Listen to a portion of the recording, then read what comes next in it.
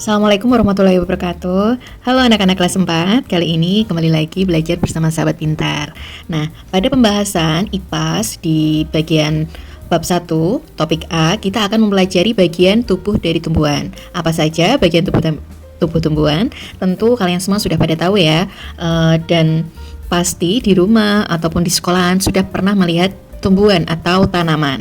Nah, di sini coba kita sebutkan bagian apa saja yang ada dari tubuh tumbuhan. Perhatikan gambar berikut ini. Coba kita perhatikan sama-sama.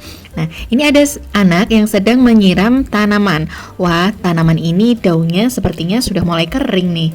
Nah, ini berarti organ apa nih yang disebutkan si anak laki-laki ini? Nah, betul sekali. Jadi yang disebutkan adalah organ daun. Oke, berarti kita sudah menemukan satu organ daun.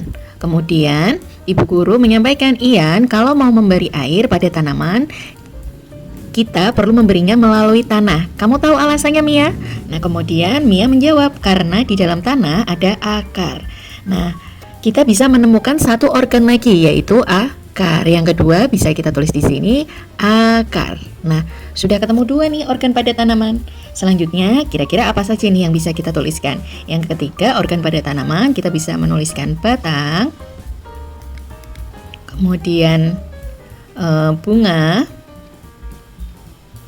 kemudian buah, dan juga biji ya. Tapi biasanya cukup 5 saja: akar, daun, akar, batang, bunga, dan buah.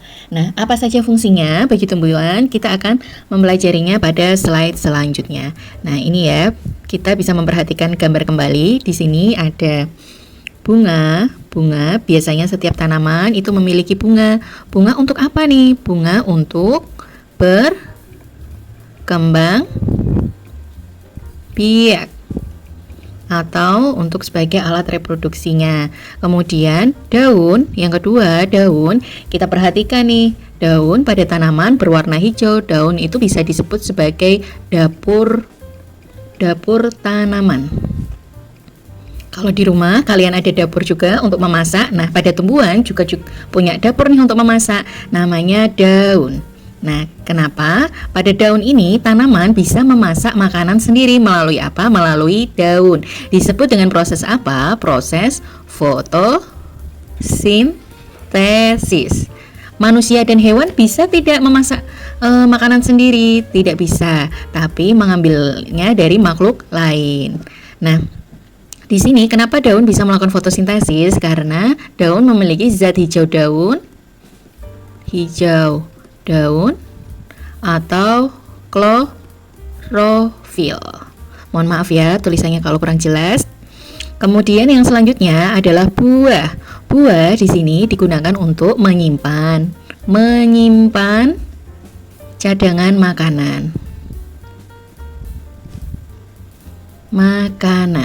Dan buah juga bisa digunakan untuk melindungi biji. Nanti kalau misalnya buahnya sudah membusuk, tidak diambil oleh manusia maupun hewan, biasanya bijinya akan terjatuh tumbuh lagi. Kemudian yang selanjutnya adalah batang. Batang di sini bisa kita lihat letaknya pasti di tengah nih. Nah, batang di sini adalah sebagai alat transportasi. Kalian tahu ya, transportasi itu apa? Transportasi itu pengangkutan. Mengangkut apa nih? Ya, mengangkut air, garam mineral, dan juga hara dari dalam tanah. Kemudian yang terakhir di sini kita bisa lihat makin ke bawah lagi, ini yang menopang tubuh tumbuhan. Di sini ada akar. Akar di sini digunakan untuk ini tadi, menyerap fungsinya. Menyerap sama ini tadi, air dan zat hara dalam tanah. Gini. Jadi alur prosesnya dari akar diserap masuk ke batang, kemudian diedarkan ke seluruh tubuh tumbuhan, ke daun, ke bunga, ke buah, dan lain sebagainya. Oke, itu organ-organ pada tanaman dan juga fungsinya. Selanjutnya di sini juga dijelaskan kembali seperti yang ada di buku paket kalian, bahwa daun poin pentingnya itu untuk tempat membuat makanan seperti tadi yang sudah kita bahas. Di sini tanaman itu membutuhkan makan juga supaya apa? Bisa tumbuh. Minum tidak? Iya, tentunya minum, butuh kita siram maupun terkena air hujan. Kemudian di sini buah tadi tempat menyimpan cadangan makanan dan melindungi biji di dalamnya. Bunga sebagai alat untuk perkembangbiakan. Nah, bunga kalau sudah itu berkembang akan menjadi biji-biji inilah yang nanti bisa ditanam kembali. Kemudian batang selanjutnya itu mengantarkan air, nutrisi, dan makanan ke seluruh tubuh tumbuhan. Tadi yang disebutkan sebagai alat transportasinya. Dan yang terakhir di sini juga di buku dijelaskan bahwa akar itu untuk menyerap air, nutrisi dari dalam tanah. Juga akar di sini penting sekali. Kenapa? Sebagai untuk menopang tubuh dari tumbuhan supaya bisa berdiri ya. Oke, itu sudah jelas. Selanjutnya di halaman selanjutnya ya, di situ adik-adik semuanya diminta untuk melakukan praktikum. Nah, ada praktikum apa nih?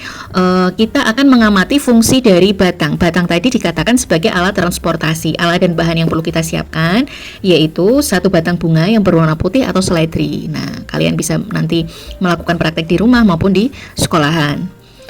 Bisa seledri, bisa tanaman pacar air ya. Kemudian selanjutnya pewarna makanan. Warnanya terserah kalian, seperti yang dicontoh ini ada merah, kuning, maupun hijau. Kemudian satu buah gelas atau wadah untuk menyimpan bunga dan seledri. Stiker label untuk nama. Cara kerjanya bagaimana? Cara kerjanya ada 5 poin nih yang harus kita kerjakan. Yang pertama, gelasnya kita isi air secukupnya. Ingat, secukupnya, jangan terlalu banyak. Kemudian kita teteskan pewarna makanan sampai air berwarna cukup pekat. Di sini sampai warnanya muncul ya. Kita teteskan pewarna makanan. Nah, kemudian yang ketiga, kita celupkan seledri atau bunga ke dalam gelas. Kita celupkan tanamannya, jangan terkena apapun dulu. Warnanya harus sesuai, jangan dipindah-pindah. Kemudian tulislah stiker label dengan nama kalian dan tempelkan di gelas. Lalu tempeli nama kalian nih.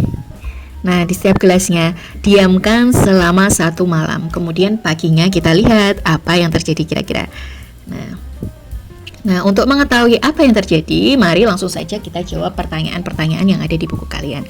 Yuk, setelah percobaan selesai, diskusikan dan jawab pertanyaan berikut. Apa yang terjadi pada seledri yang bunga tadi yang sudah direndam dengan air warna selama 1 malam?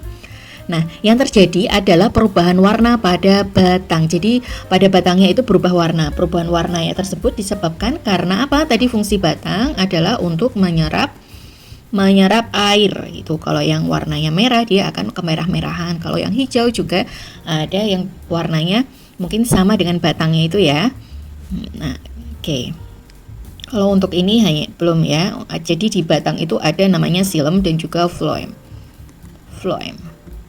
Ini namanya berkas pengangkut ya. Kalau yang phloem itu mengangkut air dan nutrisi yang dimasak dari daun ke seluruh tubuh tumbuhan, sedangkan kalau xylemnya ini dari akar ke seluruh tubuh tumbuhan.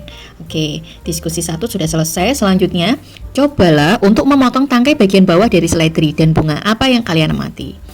Nah, yang kita amati adalah pergerakan perubahan warna yang ada pada batang. Semakin lama batang yang berwarna akan semakin naik. Jadi misalnya semakin misalnya yang 1 gelas ini direndam selama 1 malam,